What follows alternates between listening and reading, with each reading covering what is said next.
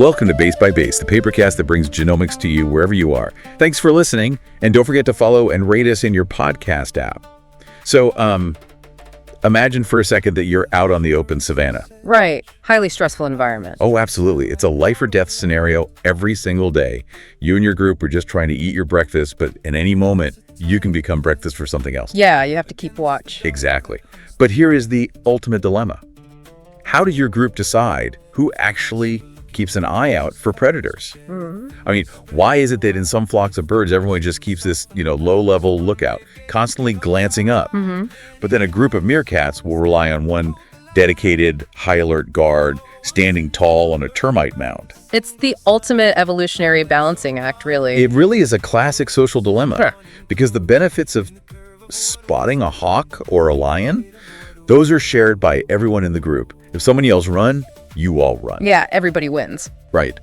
But the costs, like the lost eating time, Yeah. the expended energy, those are paid individually. Okay.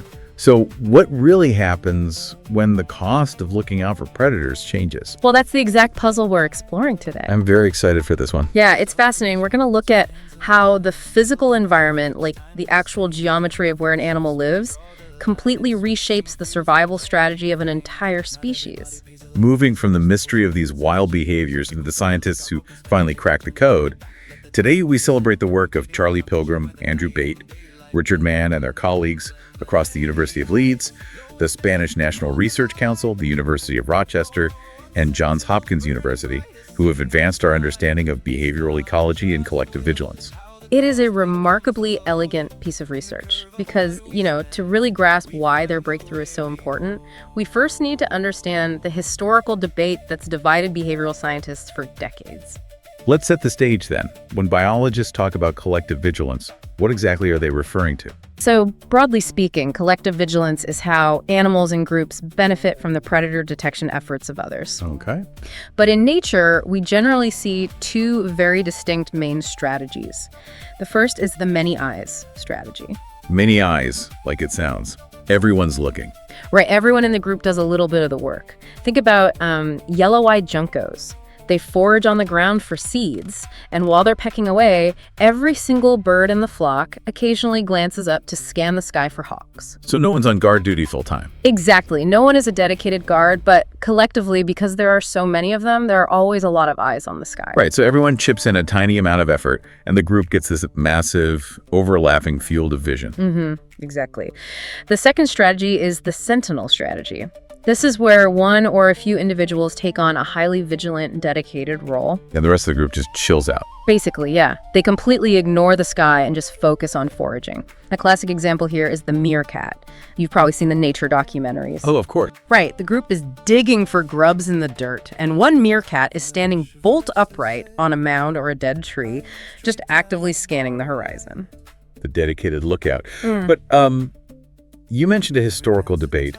Why have scientists been arguing about something we can clearly just observe in a nature documentary? Well, because the theoretical literature on this has been incredibly fragmented. For decades, scientists couldn't agree on the exact ecological conditions that favor one strategy over the other. Like, why do juncos use many eyes and meerkats use sentinels? Exactly. Furthermore, earlier work argued constantly about the hidden motives behind these behaviors. Wait, motives?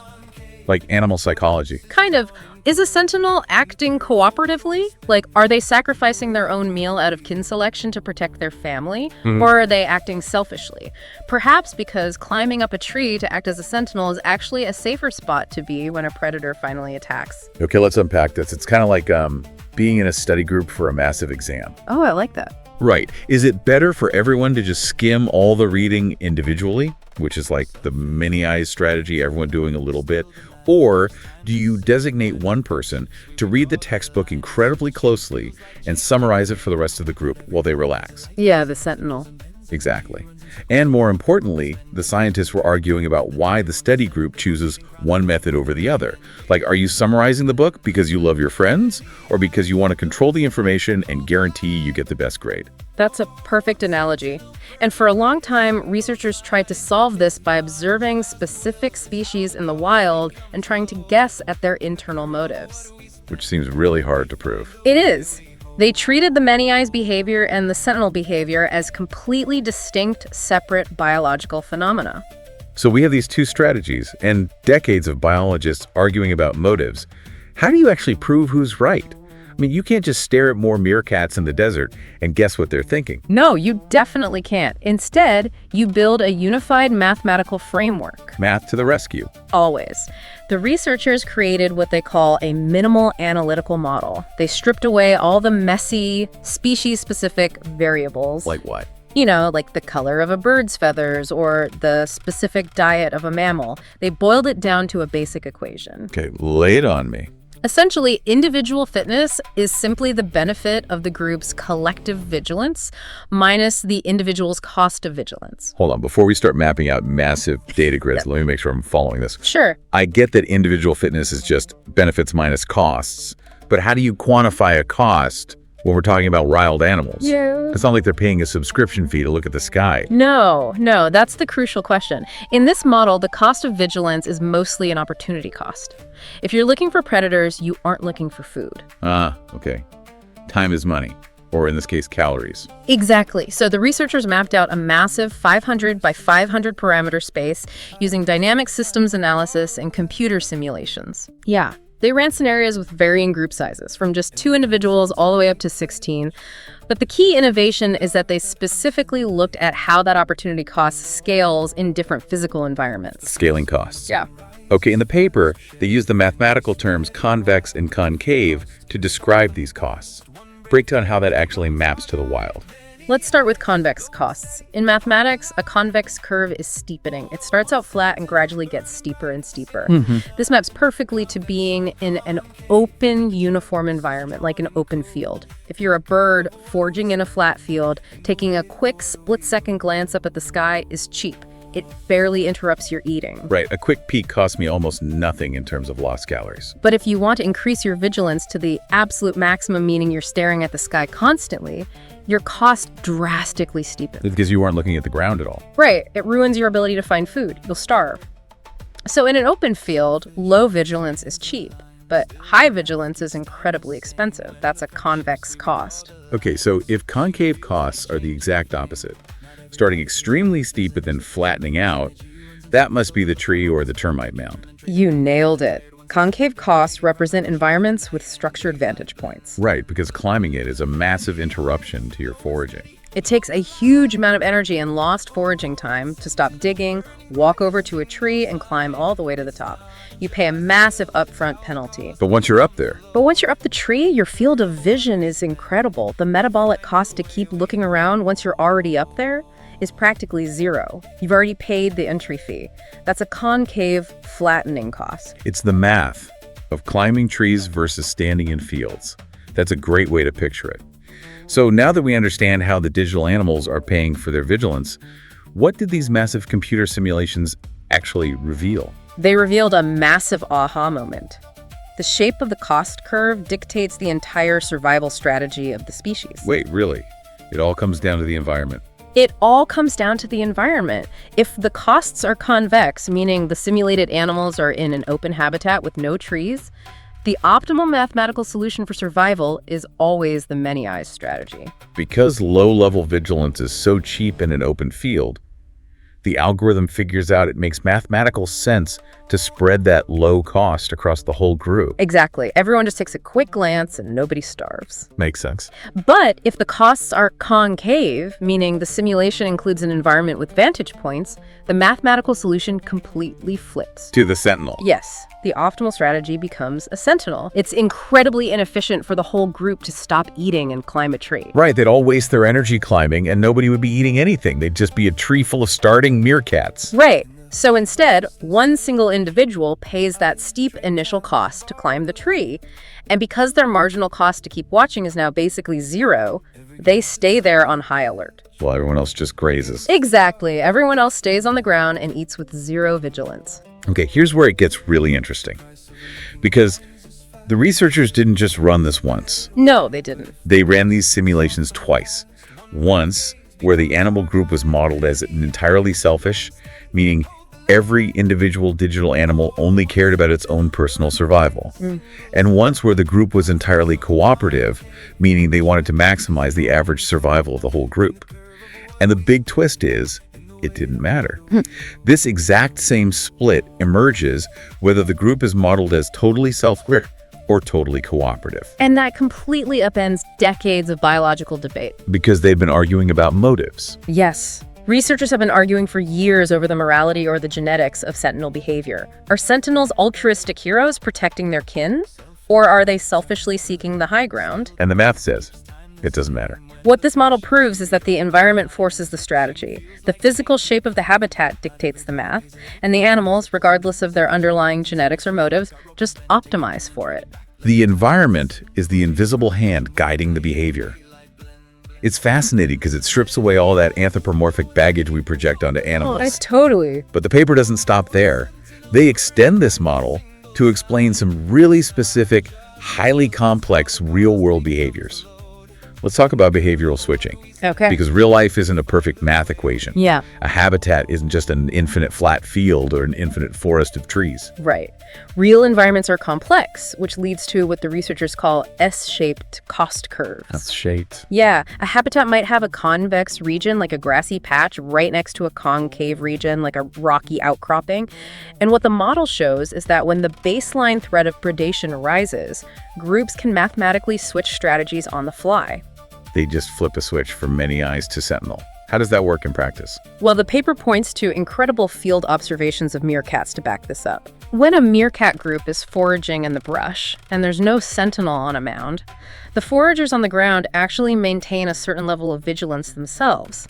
They're using a many-eyes strategy because the local brush is a convex environment. Right. But the moment a sentinel takes position on a mound, the foragers on the ground drop their own vigilance entirely. Just stop looking up. Completely. The math of the group dynamics shifts instantly. The sentinel on the mound has absorbed the group's need for vigilance because they've taken advantage of the concave vantage point. Oh, wow. The mathematical pressure on the ground foragers is relieved, so they seamlessly transition to pure eating.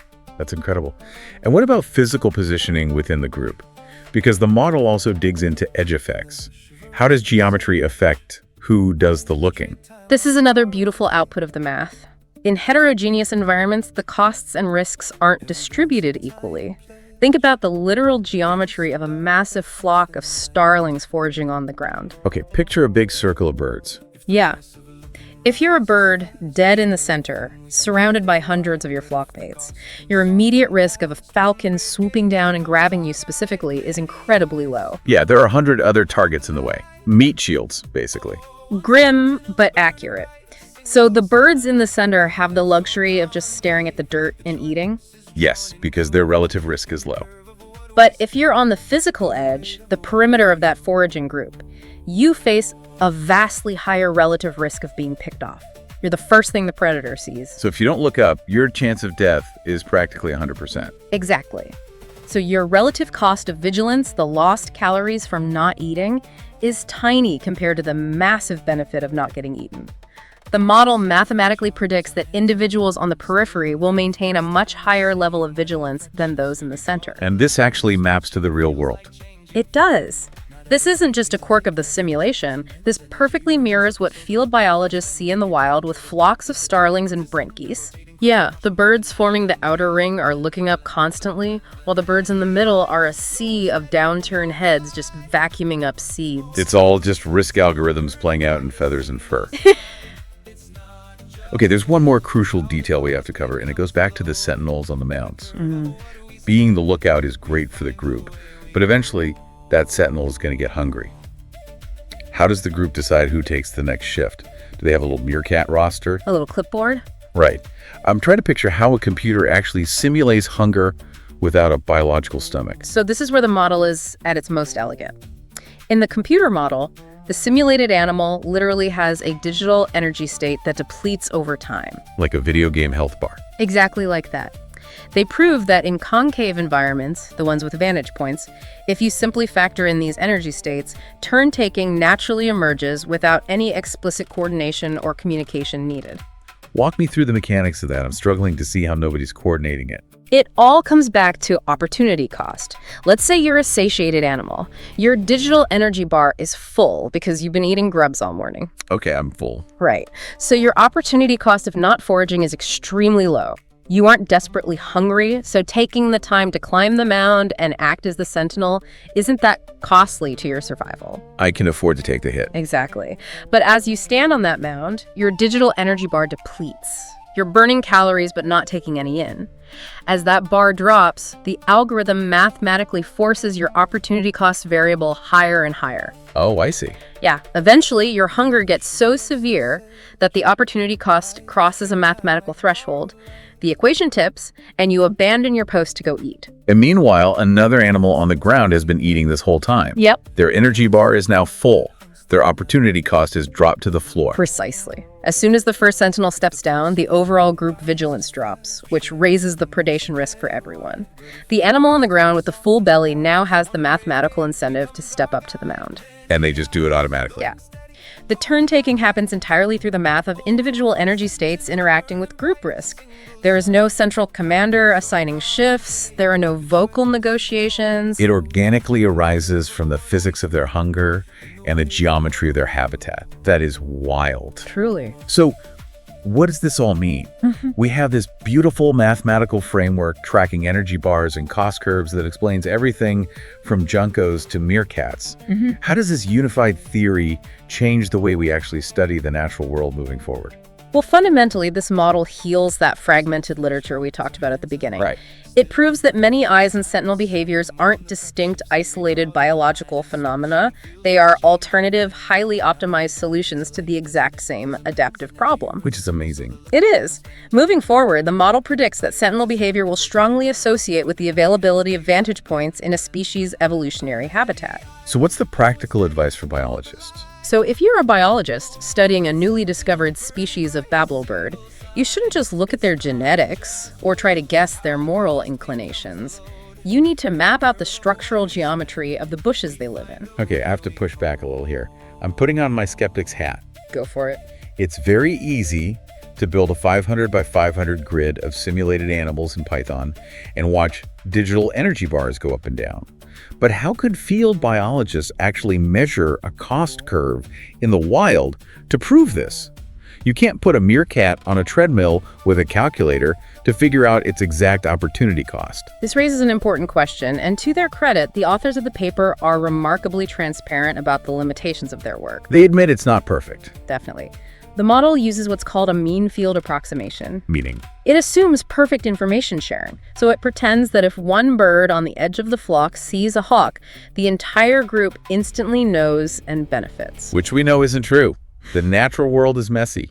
Very messy. The model misses the private benefits of vigilance. For instance, the fact that the first bird to see the hawk actually has a slight head start in flying away, giving it a personal survival advantage over its flockmates. Oh, that makes sense. Yeah, and the model also doesn't map out complex spatial networks of who can literally see whom through the brush. So how do we take this pristine mathematical theory and test it out there in the dirt? The next steps for field biology are clear.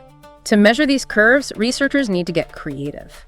They need to quantify foraging efficiency, literally measuring how many seeds or grubs an animal actually swallows per minute against their predator detection probability. That sounds tedious. It is, but the most exciting way to test this would be experimental manipulation in the wild. Oh, like playing God with the environment. Exactly.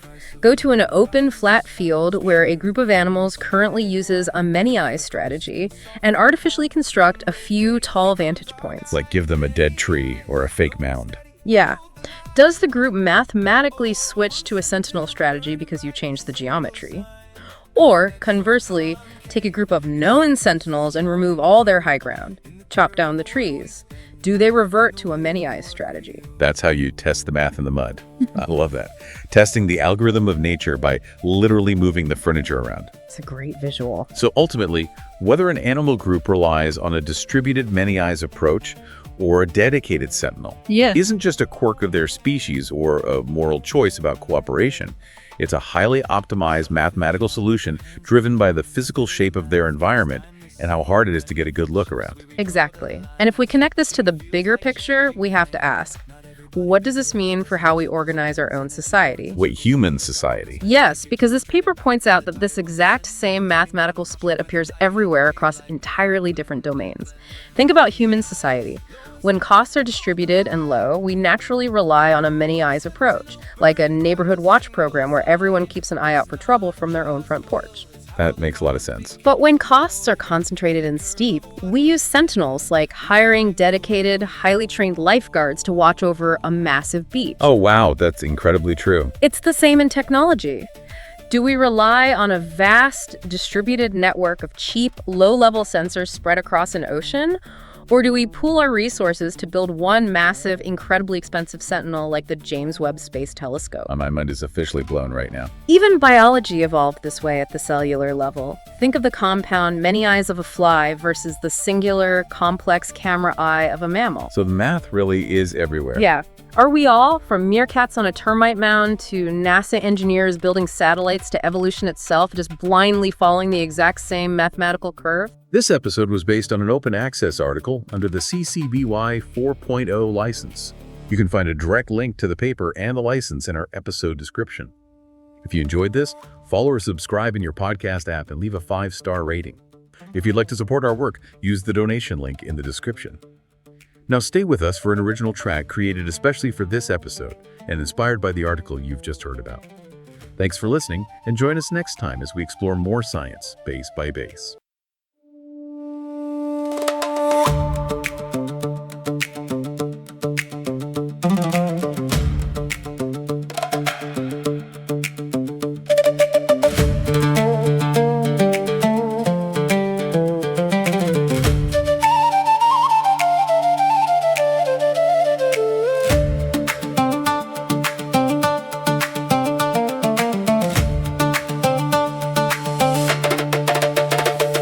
In the hush of a restless edge, eyes trade time like borrowed light. Every glance a tiny pledge against the dark that haunts the night. If the price of looking rises fast, we share it thin, we spread it wide. But if the cost can soften past, one brave gaze becomes our guide. Many eyes, low and steady, hold the line. Oh, one sentinel burning bright, a single sign. Convex or concave, the choice is drawn in code. In the curve of what we spend, in the weight of what we owe.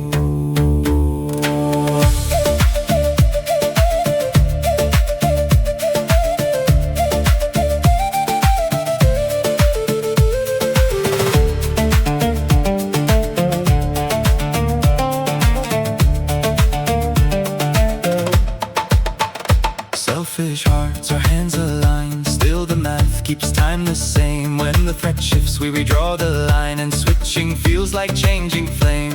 Not everybody pays alike. There's an edge that pulls and bends. Energy runs in circles, so the lookout row can spend. Take your turn and trade it back. Let the tired ones ascend. A rotating crown of caution where the night and daylight blend, blend, blend, blend, blend. Many eyes, low and steady, hold the line.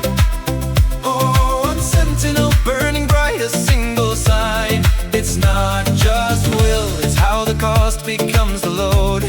In the curve of what we spend, we find the way we hold.